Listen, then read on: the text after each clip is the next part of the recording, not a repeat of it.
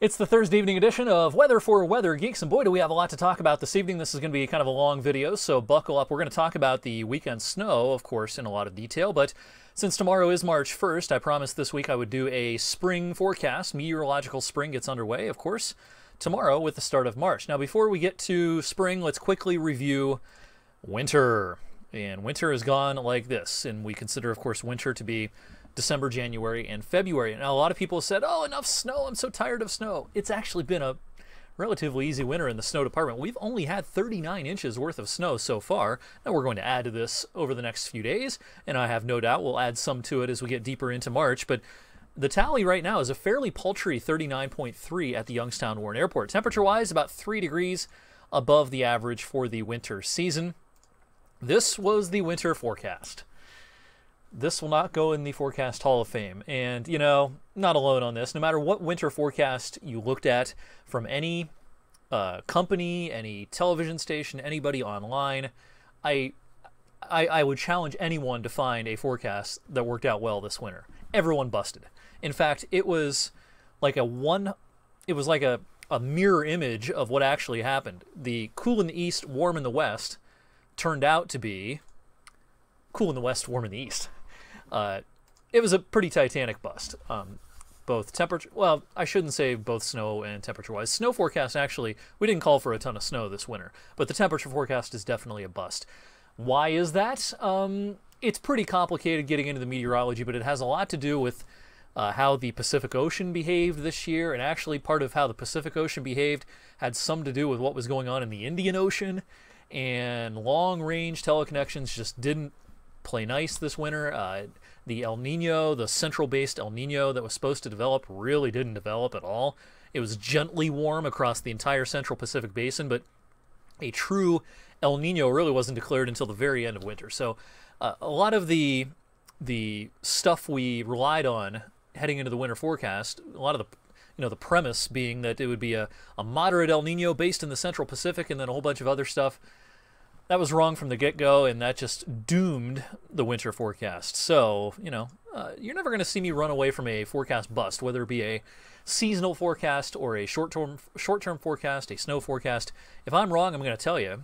And in this profession, we're going to be wrong some of the time. We're right much more often, but sometimes we're going to be wrong. And the key to being wrong is don't just move on and not learn any lessons. You've got to learn some lessons from this. And I think one of the challenges that we have going forward in seasonal forecasts, we rely so much on analogs.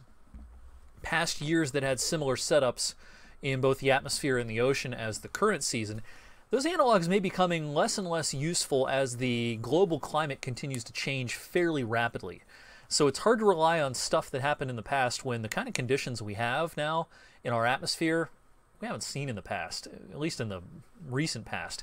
The Earth continues to warm, the oceans continue to warm very quickly, and that may be, making our analogs a little more useless. So that's going to be a challenge going forward. All right, let's talk about spring. We've got a cold forecast, we've got a snowy forecast. Let's warm our hearts a little bit by talking about what's to come. These are the averages during meteorological spring, March, April, and May. By the end of March, start of April, our average high is up to 53. Doesn't that sound nice? And by the end of this season, our averages are in the mid-70s. That sounds very, very nice. We'll get there eventually. A quick review of last spring. Last spring was not great for the first two-thirds of it. March and April were cold and wet and even snowy at times. We had 7.6 inches of snow in April last year, the 9th highest snow total in April on record. And May, it was like flipping a switch. We went straight into summer, basically. Stuff didn't really bloom.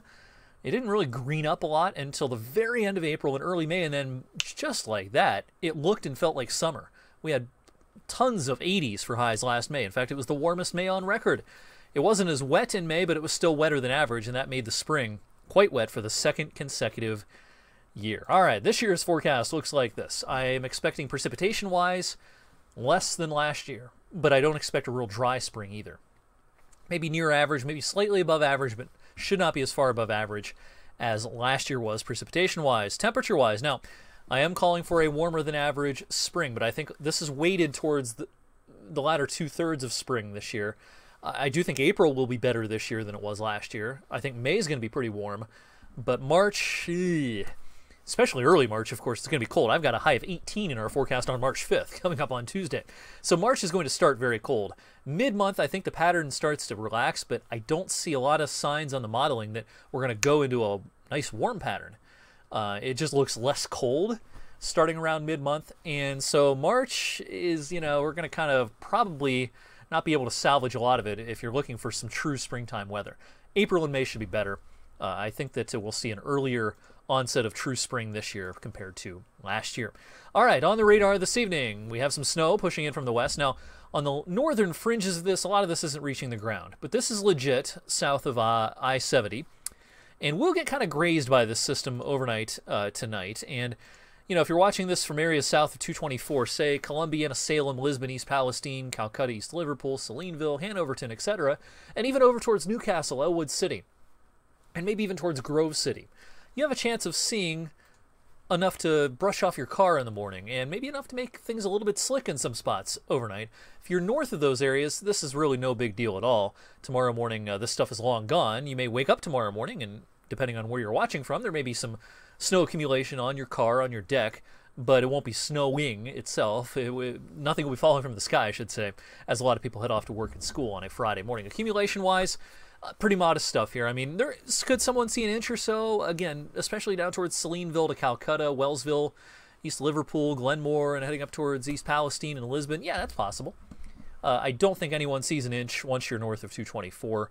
And you may not see hardly a flake at all up into Trumbull and central and northern Mercer counties with the snow tonight. All right, a benign day tomorrow. March will come in like a lamb tomorrow. Quiet day with increasing clouds, a little bit milder. We'll get into the lower 40s. Saturday, mix of sun and clouds, maybe a sprinkle or a flurry. That should be about it. All right, let's start talking about Sunday's snow. All right, yesterday this kind of suddenly appeared on the models. It was pretty quick. It went from being no sign of a storm whatsoever to all of a sudden yesterday our medium range models were saying, hey, snow is coming on Sunday. And so today we've, taken the step of putting accumulations in the forecast and getting into a lot more detail because there is some pretty decent model agreement now on kind of the broad picture. Now the nitty gritty details, there's still some model differences. But the timing of this, it will not be here first thing Sunday morning. This is more towards midday. This may be a little slow shown on the model here. I could see where the leading edge of this is more like this at 10 a.m. I would expect by noon to 1 o'clock p.m. it should be snowing lightly everywhere. So here's what I have for the timing. Snow on average starts between 11 and 1. Heaviest of the snow likely to be late afternoon into the evening, and then the storm will wind down as we go towards late evening, towards about midnight or so. There shouldn't be anything falling from the sky aside from a flurry as a lot of people try to head to work and school Monday morning. All right, here's a look at some of our modeling. The European, if you watched my video last night, the European was up here at 10 inches yesterday. I told you that was an anomalously high amount, and sure enough, the European is more realistic looking today. The GFS Ensemble, and the NAM are all kind of in the 2 to 3 inch range. Now, all of this is valid for the Youngstown Ward Airport in Vienna. Here's what I've done with the forecast.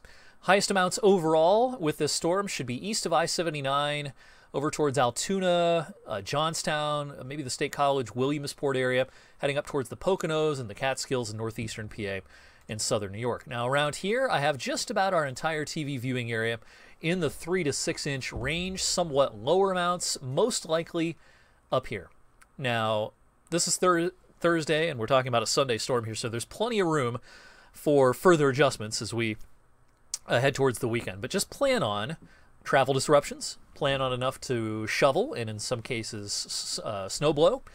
Gut feeling a few days out, you're going to be closer to the 3 the farther north you are, and closer to the 6 the farther south you are. But 3 to 6 should get just about everyone as it stands right now. All right, so what about impacts? Again, coming in around midday. Now, the difference between this storm and if you plop this same storm down in the middle of winter in January, say, this is going to be March. The sun is getting higher in the sky, and even though it'll be obscured by clouds on Sunday, that solar radiation still gets through the clouds and still has an impact on paved surfaces during the day when we see snow. I suspect for the first few hours of this storm on Sunday, a lot of our main roads especially should be fine. Just wet, pretty much. Now, that may change some as we head towards the evening. The snow gets heavier. and we lose that daylight. And so, especially untreated surfaces after, say, 5 o'clock, and especially after dark, could get pretty tricky. But the first handful of hours with that strong sun in early March and fairly light snow to begin, I'm not expecting a lot of problems on our roads initially. This won't be one of those situations where, bang, all of a sudden the roads are terrible. I don't think that's the case with this one. But we're going to have to be careful on the roads certainly before the day is through, and anyone planning on doing some traveling into Sunday night, be on the lookout for some tough conditions across the valley. So again, 3 to 6 inches pretty likely with our Sunday storm, starting around midday and winding down right around midnight. I no doubt will be asked many times over the next few days, hey, what about school adjustments Monday morning? I don't know. I can only tell you what the weather is going to do, and the snow is going to wind down again by about 11 p.m. to midnight after accumulating 3 to 6 inches. Do with that information what you will. Some school administrators may make the call Sunday evening. They'll see the snow flying and think, oh, let's play it safe and do a 2-hour delay. Depending on if you live in a rural area or more of an urban environment, plows may be out in force, and the roads could be fine by Monday morning. I really can't say at this point, and I'm not the person to really ask as far as trying to predict what school districts are going to do. All right, I am off tomorrow, but I will be checking in from time to time on social media about our Sunday storm. Also this evening, look for a written version of the spring forecast on my blog, ericwfmj.com. Some people are more of a reader. If you're still watching this video this long into it, you like watching videos. But I will have a written version of that forecast that has more graphics, a little more detail on ericwfmj.com later on this evening. Thanks for sticking with me tonight, and have a great Thursday night.